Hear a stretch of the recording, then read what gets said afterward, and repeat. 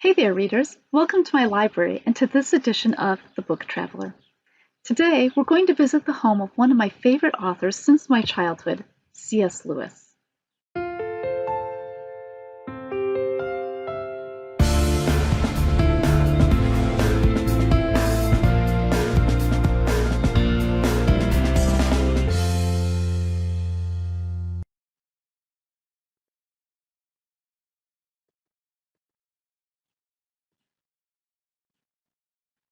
C.S. Lewis was born November 29, 1898, in Belfast, Ireland.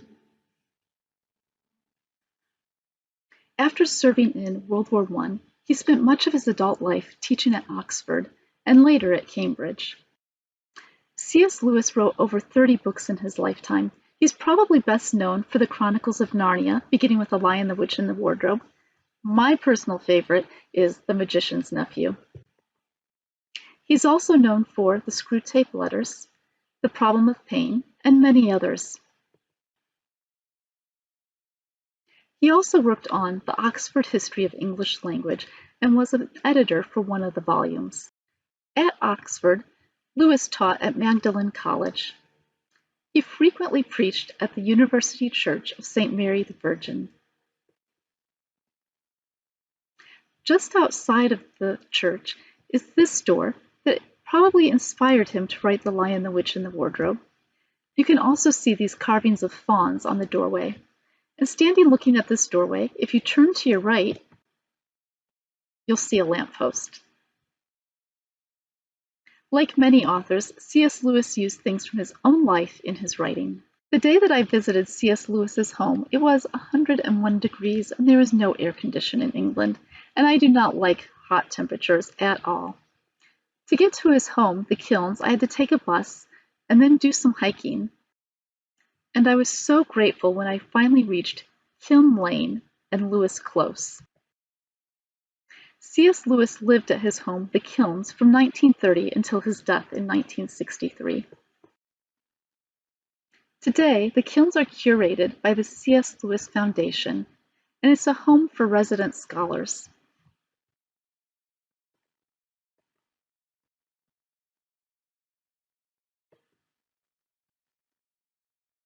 Upon entering the home, we first entered the parlor. Although the books and furniture here are not original to the Lewises, this may be how they had it set up. Our tour guide gave excellent background here on C.S. Lewis's life. C.S. Lewis lived here with Mrs. Moore, the mother of an old army buddy. Before his friend died in the war, C.S. Lewis promised to take care of his family, a promise he came to regret. Mrs. Moore brought along her daughter, Maureen, and they lived there until Mrs. Moore's death and Maureen's marriage. After retiring from the army, C.S. Lewis's brother Warren, or Warnie, also lived in this home.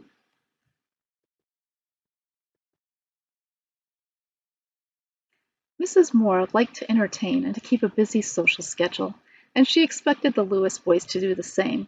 However, this became tiresome to them. They often retreated here to the library at the back of the house.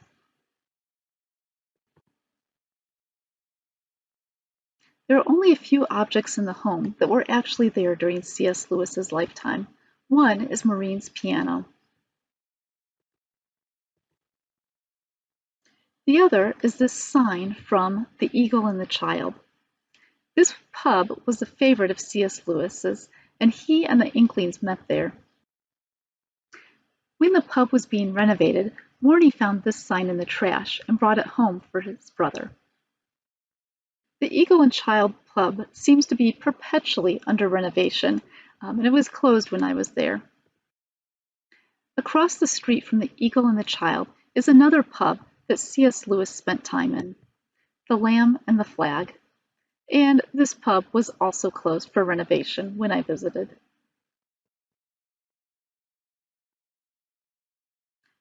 Upstairs in the house is a second parlor, and Lewis and Warnie spent a lot of time in this parlor. Today, it's set up to look like a scene from The Lion, the Witch, and the Wardrobe. During World War II, 4 children came to stay with Lewis at the Kilns to escape London. just as the children do in The Lion, the Witch, and the Wardrobe. Among the children were 3 young girls and a 14-year-old girl. At the time that she visited the home, she was reading the Space Trilogy, and C.S. Lewis was her favorite author. Because Lewis went by the nickname Jack, she did not realize for a long time that he was actually her favorite author. When she finally did realize that, she was too shy to talk to him for several weeks. Lewis said that she was the kindest person that he had ever met, and so he based Lucy upon her. This is Mrs. Moore's bedroom, and to the right, the adjoining room was C.S. Lewis's bedroom. Mrs. Moore was very quarrelsome and was a confirmed atheist, which caused friction between her and Lewis. After she died, Lewis wrote that he had not realized how bad things were at home while she was living. He said he never went 24 hours without there being some sort of an uproar, and he dreaded coming home at night because he never knew what she was going to be upset about. Lewis kept this door between their bedrooms locked.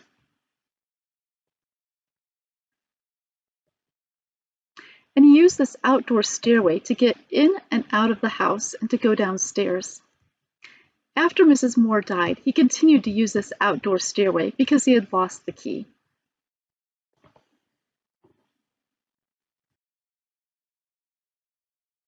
In 1956, C.S. Lewis married Joy Davidman. Joy Davidman had 2 sons, Douglas and David Gresham. This is Douglas's room. Lewis left all of his copyrights to the Gresham boys in his will. After he died, because Douglas Gresham's dad was also dead, Warnie became his guardian. They lived in this house until Warren's death.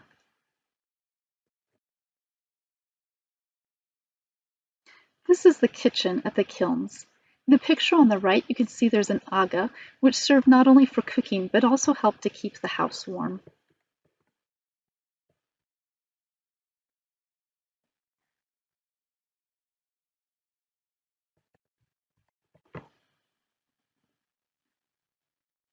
This is a picture of the gardener who worked at the Kilns during Lewis's lifetime.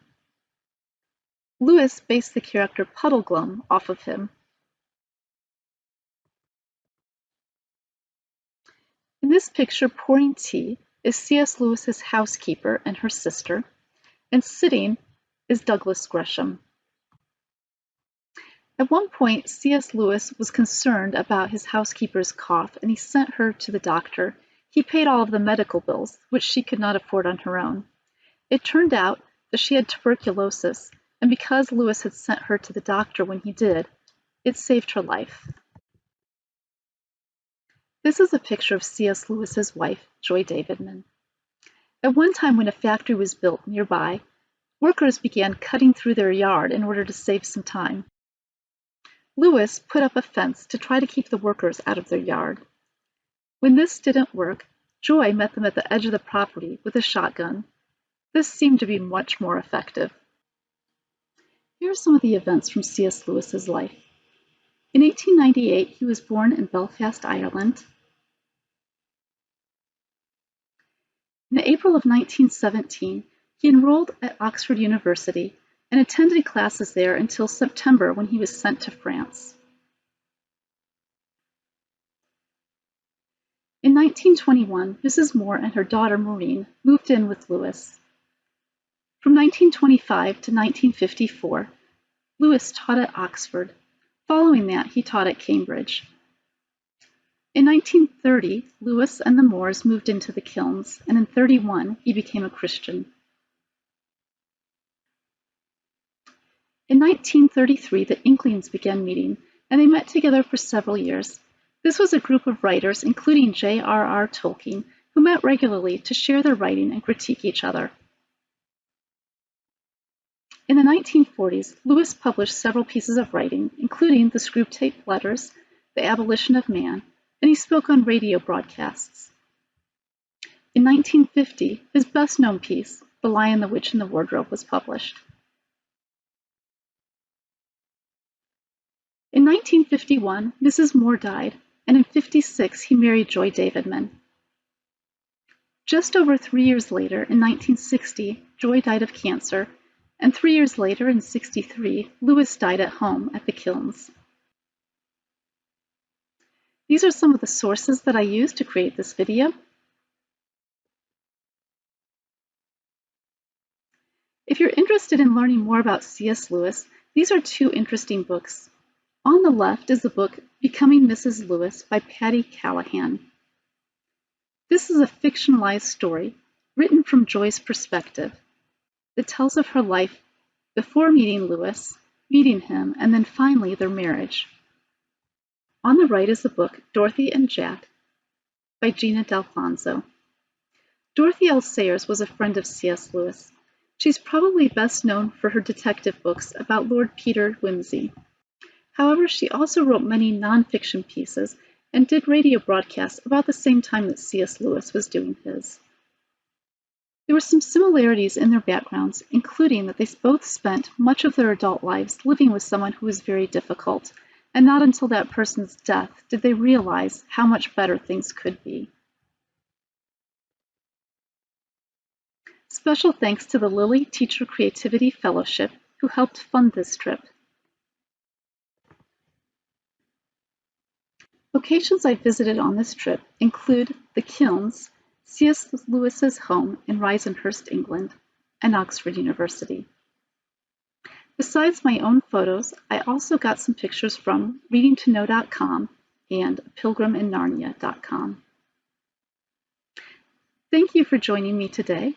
Keep reading, and bon voyage.